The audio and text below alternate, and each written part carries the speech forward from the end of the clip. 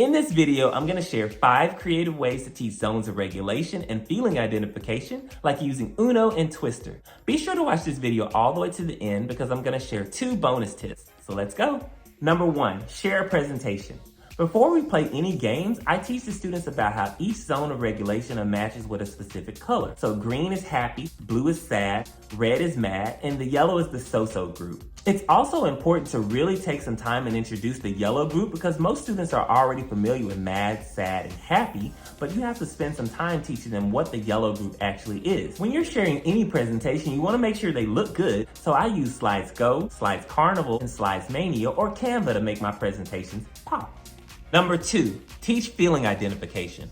I give my students a worksheet with different facial expressions, and I have them connect those facial expressions with feeling words. So you do this in steps. Give them 4 colors, yellow, green, red, and blue. I instruct them to pick up their green color and circle all of the happy feelings, and then move on with the other 3 zones. Then you share a list of feeling words on the board or in your presentation slides and have them match each feeling word with a specific facial expression. Encourage them to use each feeling word only once. This will teach them how to use other words in place of mad, sad, and happy.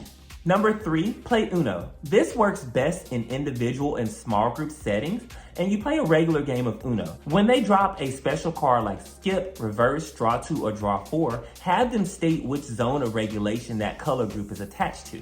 If they share a red reverse card, have them state that red is the mad group. This gets them used to seeing those zones of regulation and attaching them to specific color groups. And before they drop their last card, instead of saying Uno, have them share a feeling word attached to that color group. Like if their last card is blue, have them share a feeling word attached to that color group, like sad or melancholy or depressed.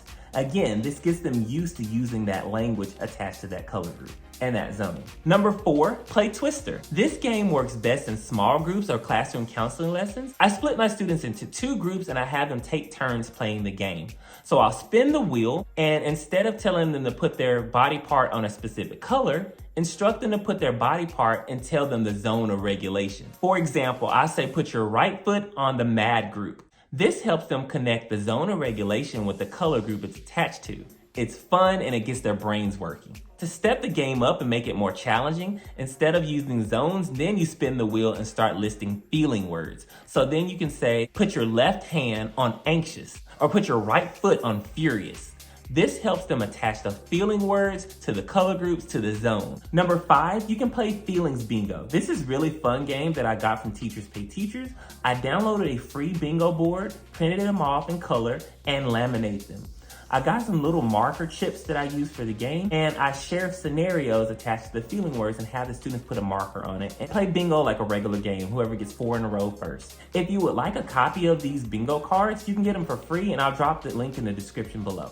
Bonus tip number 1, do a pre and a post test. So you want to test their knowledge about the zones of regulation and feeling words before and after you do these games. Usually I just do something simple like a Google form. Keep in mind that I don't play these games all in one setting. I stretch this out over a couple of different sessions or lessons. This is great data to add to your school counseling program and your goals at the end of the year. Bonus tip number 2. Check out this video on the screen of different board games that you can play with your students in individual, small group, and classroom counseling lessons. You can play these games and they're really easy to incorporate in your school counseling program. So watch this video for tips. If you got value from this, please like this video. Also, I love coffee and Starbucks. So if my videos or resources have helped you in any way, I would love it if you would buy me a coffee. I'll drop the link in the description below.